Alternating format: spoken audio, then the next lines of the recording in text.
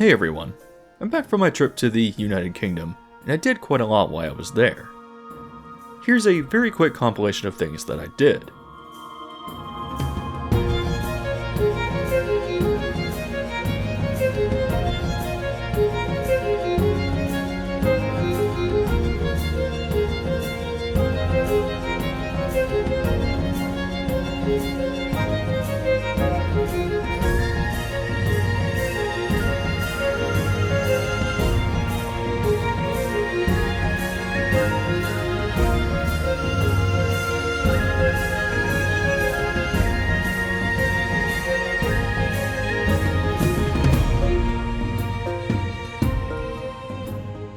I traveled, explored, and saw a lot, and as part of that, I also visited some of the more significant amusement and theme parks throughout the country, all of which I'm planning to cover because they're all very interesting. However, before actually embarking on my visit, I stumbled across a Reddit post from a user named Alchemy25, who made a list of strange and educational dark rides found throughout museums in the UK, which I thought was incredibly interesting. Now of course, incorporating attractions into museums isn't unique to the British, but what makes the subject notable is just how many there are. When I spent 2 weeks in London in January, I actually experienced one of the rides on this list, which was located at Madame Tussauds. Normally, this isn't an attraction that I would visit, but I knew that inside, there was a ride known as the Spirit of London. Essentially, it's a long omnimover that takes you through the history of the city, and I found it to actually be quite fascinating because of its unique subject matter, and because it's just simply very strange. If 1980's Epcot had opened a dark ride in the UK pavilion, it would have probably looked something like this. I'm not going to cover the Spirit of London in depth right here, because I already did so in my video where I explored London's historical sites and a number of its notable attractions. So if you really want to know what makes this bizarre ride so captivating, I urge you to watch that video first. However, the subject of dark rides throughout museums in the UK was interesting enough to stand on its own. And while around half the list is defunct or barely has any information available outside of a few photos, there's still a lot to explore, which I thought would make for an engaging video. So today, let's dive right into some of the most peculiar dark rides that the United Kingdom has to offer.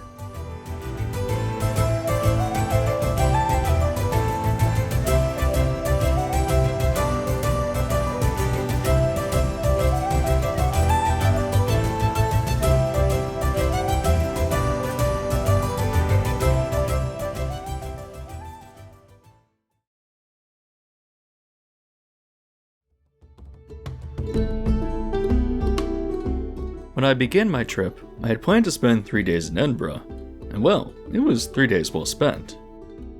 It's a very interesting city with a lot to see, and on the list of attractions, I discovered that one was located here, or at the very least, used to be until recently.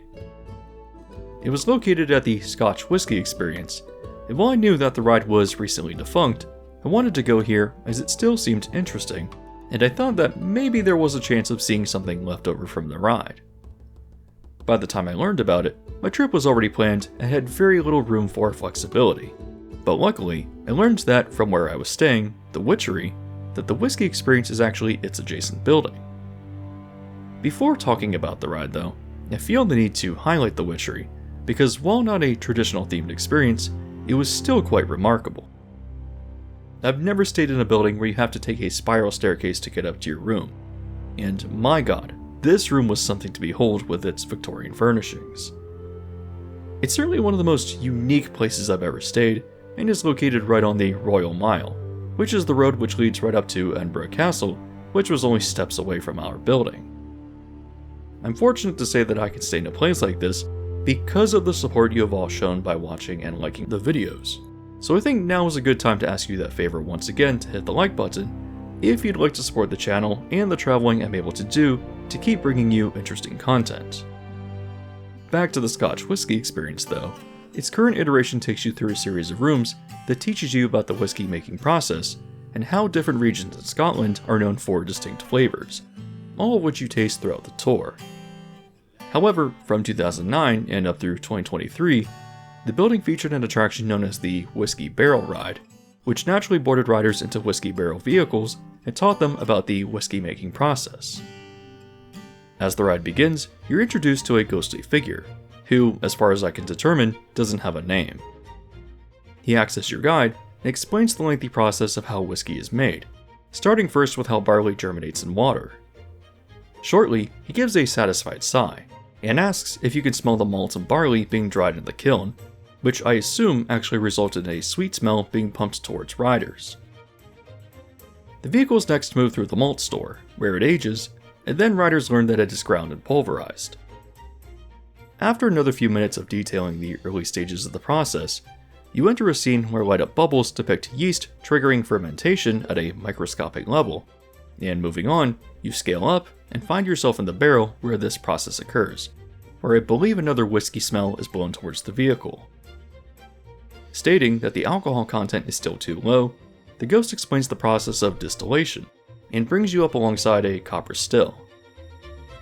After providing more details about this step, the ride concludes by informing riders about how whiskey is stored and aged in barrels, where it becomes the product that Scotland is so well known for. The whiskey barrel ride is actually quite lengthy despite my abbreviated summarization, clocking in at around 7.5 minutes. Going through and explaining the entire process and details of the ride would be extremely tedious for a video, and while the ride was just simply not the most interesting, I think that what makes it stand out is its unique subject matter, and of course, the novelty of existing within a whiskey tasting experience.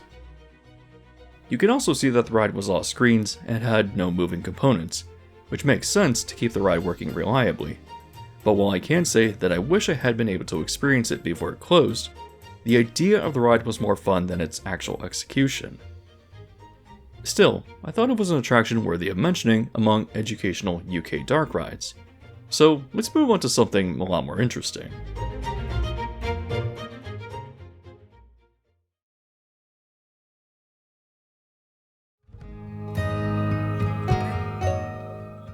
The next attraction that I want to cover is located in York, and this is one that a lot of people have been recommending for me to cover in the comments for quite some time now. The city of York and the surrounding area was once under Viking rule, from the 9th to the 11th century, and you can learn about this period of time at the Jorvik Viking Center, a museum located in the heart of the city. However, what makes it notable is that it contains an attraction, the Time Ride, and of course, it's themed to the Viking history of the city. Riders board a suspended vehicle, where an attached monitor provides educational information throughout the experience, and as the ride moves into the first scene, it's explained that Jorvik, which was the Viking name for York, was made up of different Scandinavian ethnicities and cultures.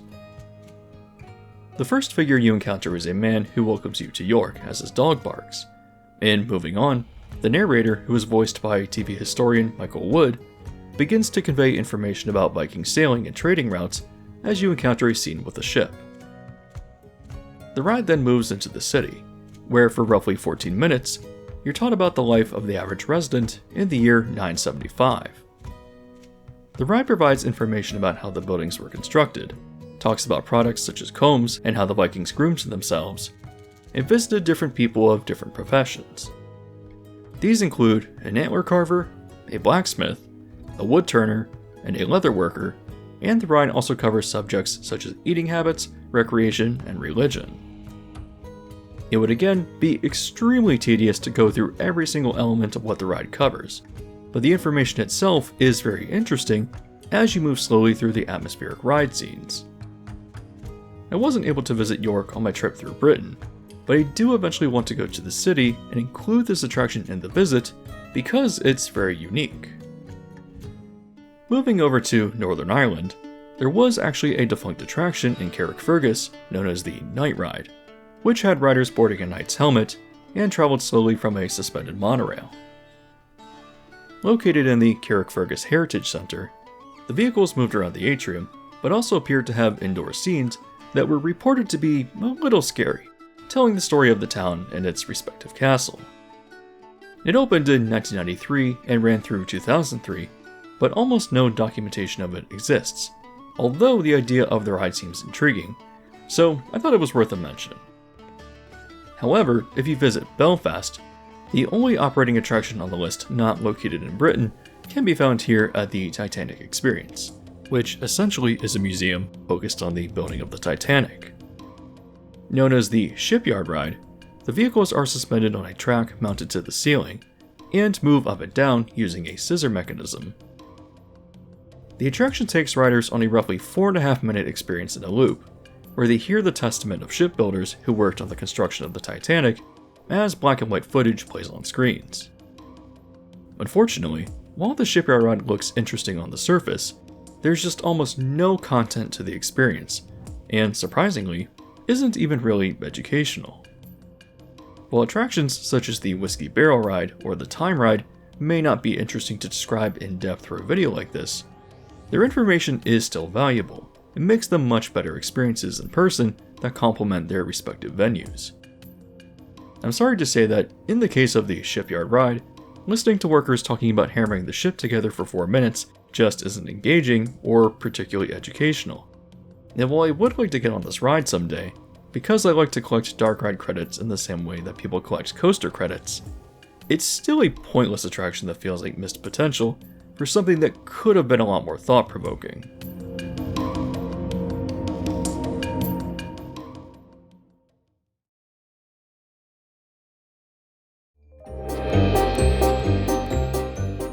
One of the stops on my recent trip was Blackpool, and of course, I came specifically for Pleasure Beach. However, I was able to briefly explore the town and a few of its attractions, all of which I found to be unexpectedly fascinating, especially since it seems to have such a negative reputation among many people in the UK. My thoughts on Blackpool and Pleasure Beach will be its own dedicated video, but for this one, I wanted to highlight the historic Blackpool Tower. The building at its base used to host a ride known as the Dawn of Time, which opened in 1992 and closed in 2007. The attraction begins as you board and encounter a scene of 2 carnivorous dinosaurs attacking visitors in a fake ride vehicle. Among an ironically grandiose narrator who describes the process that bring about the formation of the Earth, you witness this and another scene of terror as other creatures stalk you from the brush. Taking you through the early hostile atmosphere of the planet, the scene quickly transitions to early life under the ocean, where you encounter a few more scenes of aquatic fauna. The narrator describes their transition from the water to land, and you're suddenly thrown into the era of the dinosaurs. For the next 2 minutes, the narrator names different species and describes what's happening in the scenes, but with how unsophisticated some of the figures are, there's an ironic sort of humor that arises from viewing them. For example, the narrator describes the T-Rex as the fiercest and most feared dinosaur, but in the scene, it's stuck in a tar pit, with the depiction feeling quite comedic, especially since the narrator's serious line delivery feels incredibly ironic with the silly visual. Was this the result of more rudimentary animatronic technology appearing silly, or was it an intentional comedic tone? I have no idea, but I'm still finding the ride to be very funny. At the conclusion of the dinosaur segment, the timeline jumps millions of years to the Ice Age, where it's explained how creatures such as the woolly mammoth and the saber-toothed tiger thrived among the climate. A bipedal ape suddenly appears as the narrator describes the evolution of humanity, and the scene transitions to a cave with early humans recording knowledge on the walls. Turning and watching a projection of what appears to depict flying saucers bringing enlightenment to humankind, the narrator describes advances in human knowledge, and then highlights a figure of Galileo who looks up and scans the heavens. Moving into a star tunnel, the narrator finally describes modern communication through satellites as you pass a floating satellite prop, and the ride abruptly ends. I have to imagine that the ironically humorous tone of the ride was intentional, but even if it wasn't, I still think that this is one of my favorite dark rides that I've ever seen. It's long gone, but I wish it was something that was still around to experience. Heading north back into Scotland, and to the town of New Lanark, the New Lanark Visitor Centre teaches the industrial history of the area. It of course contains a ride, which, known as the Annie McLeod Experience, takes riders on a journey through the life of a mill worker in 1820. As the ride begins, Annie appears as a ghost at the age of 10, and describes how her job is that of a piecer, where she has to lean over a spinning machine and repair the broken threads. She goes on to describe other aspects of working in textiles as a child, and highlights what school life was like in an industrial work town. She goes on to explain that her grandmother worked as a spinner, and the ride proceeds to show how Annie's family of 10 all lived and slept in 2 rooms that were provided to them. It next covers how they bought provisions at the company store, essentially keeping families trapped in a cycle of poverty with no upward mobility. Continuing on to the routine of the workday, Annie tells riders that she gets up at 5:30 in the morning for her 6 o'clock shift, and after a bit more exposition on other aspects of her life, there's a scene where she describes how she misses playing with her friends at school now that she is employed. The ride transitions to show that she and her mother take their clothes down to the river to wash them in the summer, and after a few more scenes about her life, the ride concludes by moving through a tunnel where the ghosts of workers appear, with Annie asking you to remember them and the lives that they lived. The entirety of what occurs on the ride isn't clear to me, as there are very few videos of it, and the dialogue is not always clear, but I believe the point is to condemn the historic existence of company towns and how people were essentially forced into a life of slavery and work through unlivable wages and the destruction of any upward mobility. Surprisingly, Annie as the narrator seems a bit sad about the disappointing aspects of her life, but is otherwise grateful for the friends and family that she has. The ride condemns exploitative labor without ever becoming bleak, and from what I could understand about the attraction, it seems well put together, informative, and interesting. It may not be the most visually stunning ride out there, but it shines through with its content, which I think is executed well.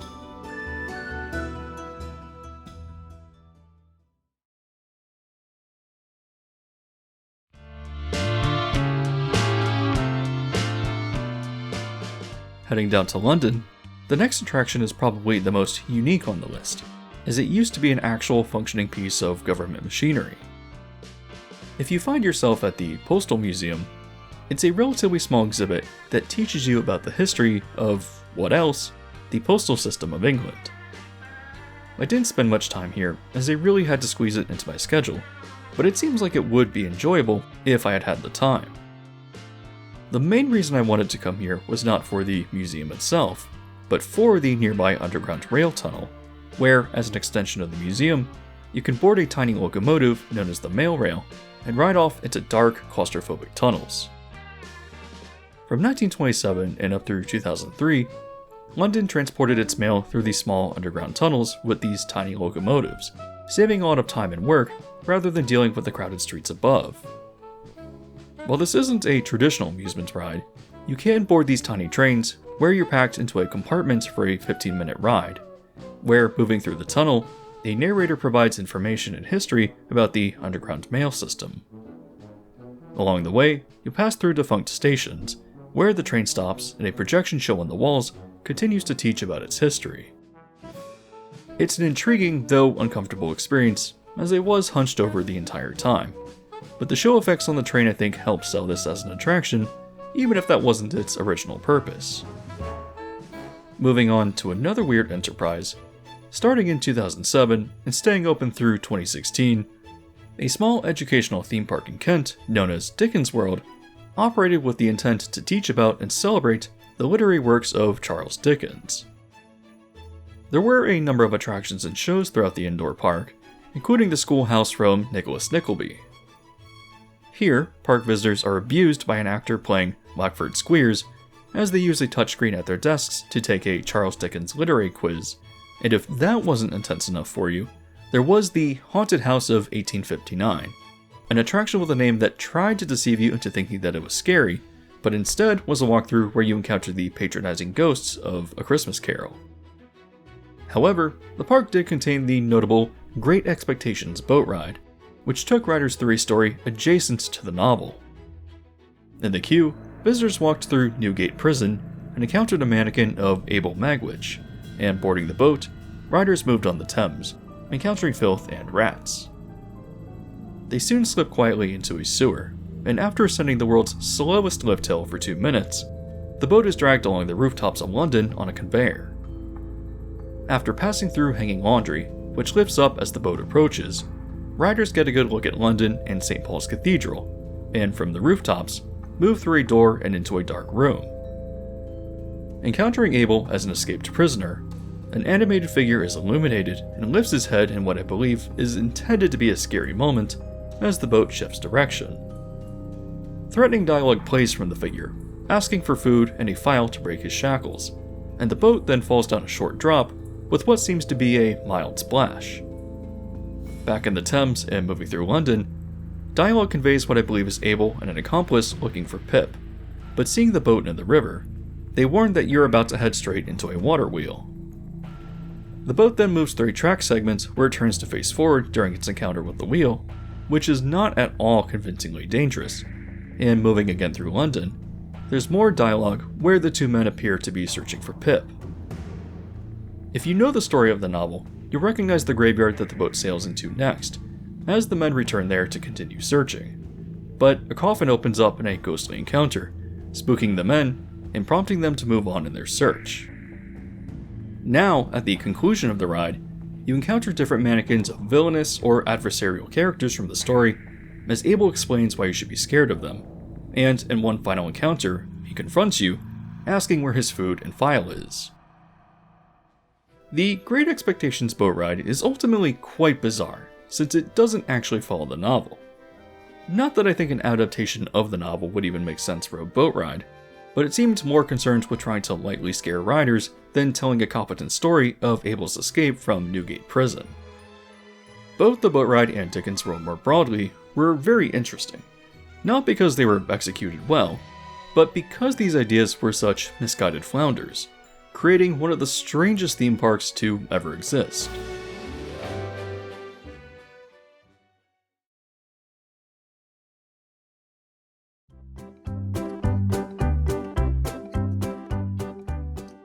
To finish out the video, there's a few more attractions to mention, and you might recall that I already covered one of these with my video on Cadbury World. Located in Birmingham, the experience takes you on a tour through how Cadbury chocolate is made, and notably, it had a creepy attraction known as Cadabra that took you through the life of these terrifying cocoa beans. Unfortunately, the ride closed in 2024 and was replaced with Cadbury Chocolate Quest, a disposable generic screen ride with some sort of shooting mechanic.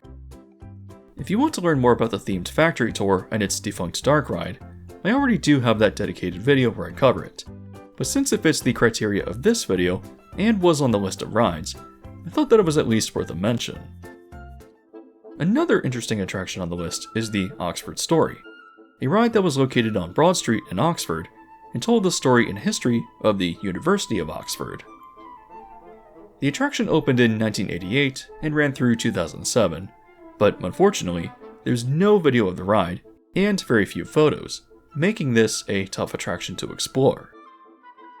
It appears that the entrance or queue was modeled to represent the entrance of Oxford, and once riders boarded little cars designed to look like Victorian desks, the ride would take them through the history of the university and would highlight famous people who I believe were alumni. There is also one random photo of Alice and the White Rabbit that is cited as having been seen on the ride, so knowing that Lewis Carroll attended Christ Church, a constituent college of the university, this does seem plausible. The Oxford Story seems like an interesting riding concept, so it's disappointing that almost no documentation of it exists, but since it was on the list of attractions, at the very least, I felt that it needed to be mentioned. Now though, that brings us to the last ride, and returning to London at the Tower of London, there used to be a nearby attraction that chronicled the history of the city. Located across the street from the Citadel, it operated from 1987 and through 2003, and it was known as Tower Hill Pageant, the city and its port. There's only one video available that documents the experience, and unfortunately, the quality isn't great, but I'll try to explain the ride as best as I can, because this is one of the more interesting ones on the list. It's difficult to determine what the vehicle was like, but it appeared to be a pod, where looking up, riders could watch a digital clock that displayed the year as you fell back through time. Beginning in 50 AD, the ride passes a diorama of the Thames Valley, and the narrator describes how, as the Romans invaded Britain, they built roads that led to their fortification on the river. By the year 100, Londinium had been established and became a port of Roman trade, which is depicted in the following scene as you see ships and the bridge that spans the river. Eventually, after building walls, but continued aggression from Saxon raiders, the Romans abandoned the city, and the next scene jumps to the year 700, in which Saxon settlers have taken over the abandoned settlement and named it London, using the site for access to the sea, but also to defend from invading Vikings. The next few minutes of the ride depicts various conflicts with the Vikings as London continues to become more fortified, but after the conflicts with the Normans and the Battle of Hastings, the city submits to William the Conqueror, who begins building the Tower of London, or what is known as the White Tower today. As the ride continues, it explains that London became an important port city, which continued to attract a large population and overcrowding, which is depicted through a bustling port scene. The ride then highlights the completion of the London Stone Bridge in 1209, speaking about its importance in connecting the city across the Thames.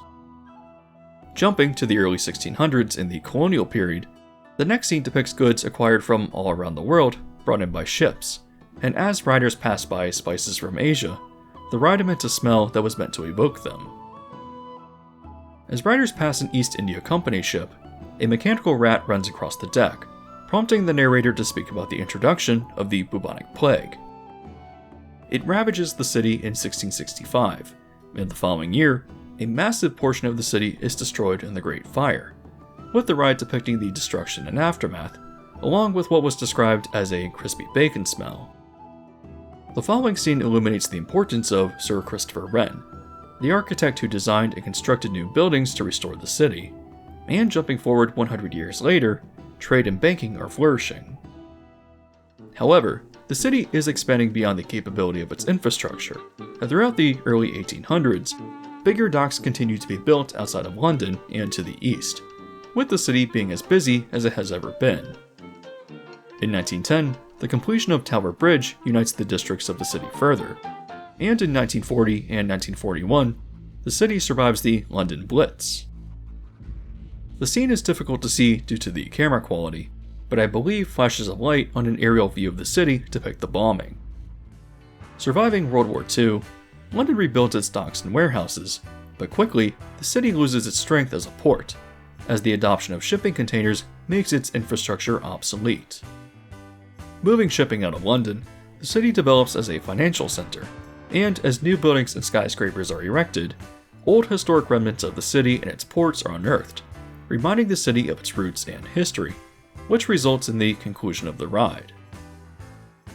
It's one thing for me to describe the scenes, and another to watch the ride through video, but what struck me about the Tower Hill pageant is just how engaging it was to me personally. Not only am I interested in the history of London, but the well-written dialogue and line delivery of the narrator, along with the calm, curious music that plays throughout the ride, evokes an attraction that very much feels like it's right out of 1980s Epcot. I know that I've made this comparison with the Spirit of London, which Tower Hill pageant reminded me of as well. But if you're a fan of themed entertainment and its educational side, then I really recommend watching the ride-through of this, because it was the most captivating of all the attractions that I covered throughout the video. I anticipate that a lot of people will disagree, because there are other rides that I covered on the list that might seem more flamboyant and exciting, but this was my personal favorite. Really, every ride that I've covered in the video has been interesting in one way or another. Sometimes because their themes were unique, or maybe because the execution was so disappointingly bad that that's what made it compelling, rather than the actual content of the ride. I had a lot of fun going through the list and exploring what these rides were, and for the few that I was able to see myself, I'm glad that I was able to experience them. Hopefully, the discussion around these attractions made for an interesting video, and if you've made it here all the way to the end, then I would very much appreciate it if you left a like if you haven't already done so. As always, if you want to support the channel, you can also hit the subscribe button with bell notification so as to be alerted to new videos as they release.